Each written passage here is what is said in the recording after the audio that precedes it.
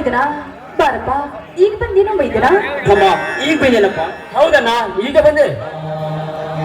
ಏನಪ್ಪ ಮೈದನ, ಒಂದು ವಾರದ ಮನೆ ಮರಿತು ಕಬಡ್ಡಿ ಕುಸ್ತಿ ಅಂತ ಹೀಗೆ ತಿರುಗಾಡಿದ್ರೆ ನಿನಗೆ ಯಾರು ಹೇಳೋರು ಕೇಳೋರು ಇಲ್ಲ ಅಂತ ತಿಳ್ಕೊಂಡಿದ್ದೇನೋ?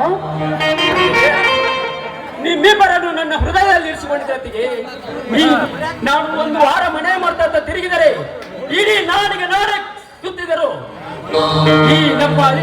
ಈ ಬಸವೇಶ್ವರ ಕಾರ್ತಿಕ ಓಪಳಿ ನಿಮಿತ್ತವಾಗಿ ಹಾಗೂ ಮಾರುತೇಶ್ವರ ಓಪಳಿ ನಿಮಿತ್ತವಾಗಿ ಇಡೀ ಕಡೆಗೆ ಸದ್ದು ಬಾರಿಸಿ ಕಡೆ ಕಿತ್ತುಕೊಂಡು ಬಂದಿದೆ ಅತ್ತಿಗೆ. ಇಲ್ಲಿ ನೋಡು, ಈ ಕಡೆ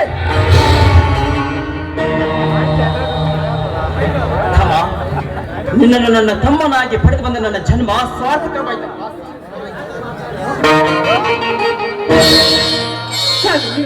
ನನ್ನ ಮೈದನ ಅಂದ್ರೆ ಸಾಮಾನ್ಯ ಅಂತ ತಿಳ್ಕೊಂಡಿದ್ದೀರಿ. ಹುಲಿ ಹೊಟ್ಟೆಯಲ್ಲಿ ಹುಲಿನ ಹೊಟ್ಟೆ ಹೊರತು ಇಲ್ಲಿ ಹುಟ್ಟೋದಿಲ್ಲ. ನಿರ್ಮಲ ನಿಶ್ಚಯವಾದ ಮಾತನ್ನು ಹೇಳಿದೆ. ನಿರ್ಮಲ ನಿಶ್ಚಯವಾದ ಮಾತನ್ನು ಹೇಳಿದೆ. ಹುಲಿ ಹೊಟ್ಟೆ ಇಲ್ಲಿಂದಲೇ ಯಾವತ್ತೂ ಹುಲಿನೇ ಹುಟ್ಟುತ್ತದೆ. ಆದರೆ ಯಾಕೆ ನಿನ್ನ ಕಣ್ಣಲ್ಲಿ ನೀರು ಅಲ್ಲ, ನಿನ್ನ ಕಣ್ಣಲ್ಲಿ ನೀರು ಯಾಕೆ ನಿನ್ನ ಮೈ ಒಳಗೆ ರಕ್ತ ಹರಿಯುತ್ತಿದೆಯಲ್ಲ, ರಕ್ತ ಹರಿಯುತ್ತೆ ಹೇಳಲ್ಲ. ಈ ನಿನ್ನ ಪರಿಸ್ಥಿತಿಗೆ ತಂದವರು ಯಾರದ್ದು? ಅವನು ಯಾರೇ ಆಗಿರಲಿ, ಅವನಿಬ್ಬರು ಚಂಡ ದರದರನೆ ಹಿಡಿದು ತಂದು ನಮ್ಮೂರ ಆಕ್ಷೇಪದಲ್ಲಿ ಕಟ್ಟದೆ ಬಿಡಲಾರೆ ಅಲ್ಲ, ಬಿಡಲಾರೆ ಹೇಳಲ್ಲ. ಹೇಳು, ಅದೇನ ಇಲ್ಲಪ್ಪ, ಅಂತದೇನು ಇಲ್ಲಣ್ಣ, ಇಲ್ಲ. ನೀ ಯಾಕೋ ಮಾತನ್ನು ಗಾಬರಿಸಿ ಹೇಳ್ತಾ ಇರುವೆ. ಕೆಚ್ಚದೆ ಈ ಸೂರ್ಯನಿಂದ ತಮ್ಮ ಇನ್ನೂ ಜೀವಂತವಾಗಿರುವಾಗಲೇ ನಿನಗೆ ಯಾರು ಏನು ಮಾಡಲು ಸಾಧ್ಯವಿಲ್ಲ, ಸಾಧ್ಯವಿಲ್ಲ.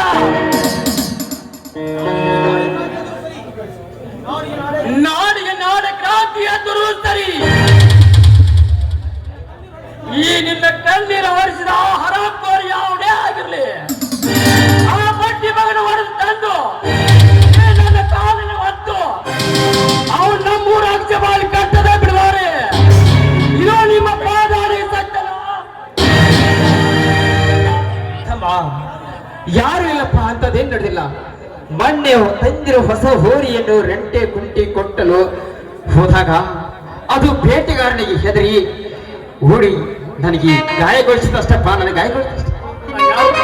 ಹಾಗಾದ್ರೆ ಆಸ್ಪತ್ರೆಗೆ ಹೋಗೋಣ ನಡೆಯನ್ನ. ನೋಡುತ್ತಮ್ಮ, ಆಸ್ಪತ್ರೆಗೆ ಹೋಗೋದಂತದೇನೋ ನನಗೆ ಅನಾಹುತಕ್ಕಿಲ್ಲಪ್ಪ, ಅನಾಹುತಕ್ಕಿಲ್ಲ.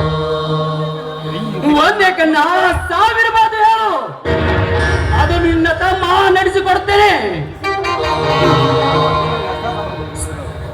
ಸೂರ್ಯ ಚಂದ್ರನ ಸಾಕ್ಷಿ ಆಗಿ ಇಡೀ ನಾಡಿಗೆ ನಾಡ ಕ್ರಾಂತಿ ಅಂದರೂ ಸರಿ, ಈ ಸತ್ಯವಂತ ಜೀವಂತಿರುವಾಗಲೂ ಆ ದಡವನ್ನು ಸೇರಿ ನಿನ್ನ ಮಾತನ್ನು ನಡೆಸಿಕೊಡ್ತೀನಿ. ಹೇಳಣ್ಣ, ಹೇಳು. ತಮ್ಮ, ಇವರ್ಯಾರು ಗೊತ್ತೇನಪ್ಪ? ಯಾರನ್ನ ಇವರು? ಎಂತ ವಕ್ರ ವೈಭವದಿಂದ ಅಂತಾರೆ. ಹೇಳಣ್ಣ, ಯಾರಿವರು? ಇವರು ಬಡವರ ಬಂಧು, ಧರ್ಮದ ಸಿಂಧು, ನೊಂದವರಿಗೆ ತಂದೆಯಾಗಿ, ಈ 60 ಹಳ್ಳಿಯ ಅರಸನಾಗಿ, ಮುತ್ತೈದರ ಮಾಂಗಲ್ಯವನ್ನು ಕಾಪಾಡಿ ನ್ಯಾಯಕ್ಕಾಗಿ ಹೋರಾಡಿ ರೌಡಿಗಳಿಗೆ ರೌಡಿ ರಾಜನಾಗಿ ಬೆರೆದವರು ಇವರಂತೆ. ನ್ಯಾಯ ನೀತಿ ನಿಷ್ಠುರತೆಯನ್ನು ನೀನು ನಡೆಸಿಕೊಂಡು ಈ ಮನೆಯ ಕೀರ್ತಿ ತಗೊಂಡು ಬರ್ಬೇಕಪ್ಪ. ಈ ಮನೆಯ ಕೀರ್ತಿ ತೆಗೆದುಕೊಂಡು ಬರ್ಬೇಕು. ಇದೇ ಆಯ್ತಣ್ಣ, ಆಯ್ತು. ನಿಮ್ಮ ಶಿವಪಾರ್ವತಿತ್ತಿರುವ ನಿಮ್ಮಿಬ್ಬರ ವರದ ಹಸ್ತ ಸದಾ ನನ್ನ ಮಸ್ತಕದ ಮೇಲಿದ್ದರೆ ಸಾಕು. ನ್ಯಾಯ ನೆಲಸಮ ಮಾಡಿ ಅನ್ಯಾಯವೇ ನನ್ನ ಉಸಿರಿ ಅಂದು ಖರ್ಚು ಹೊರಟಿರುವ ಆ ವಜ್ರೇಗೌಡನು ಒತ್ತು ಅವನು ನನ್ನ ತರದಲ್ಲಿ ಎಳೆದು ತಂದು ಅವನು ಈ ಕೊಟ್ಲಿಯಿಂದ ಅವನ ಚಂಡನ್ನು ಕಡಿದು ಇದೇ ನಿಮ್ಮ ಪಾದದಲ್ಲಿ ತಂದಿಡ್ತೀರನ್ನ. ಇದು ಸತ್ಯವಾದ ಮಾತನ್ನ, ಸತ್ಯವಾದ ಮಾತು. ಸತ್ಯವಂತಪ್ಪ, ಹೌದು ಹೌದು, ಹೌದನ್ನ, ಹೌದು. ಕೈ ತುತ್ತಿನ ಶಕ್ತಿ ನಿನ್ನ ಪ್ರಬಲ್ಯವಾಗಿರುವಾಗ ಈ ನಿನ್ನ ತಮ್ಮನನ್ನು ಏನು ಮಾಡುವುದಕ್ಕೆ ಸಾಧ್ಯವಾಗುವುದಲ್ಲ, ಸಾಧ್ಯವಿಲ್ಲ. ನಮ್ಮೂರ ದೊರೆ ಎಂದು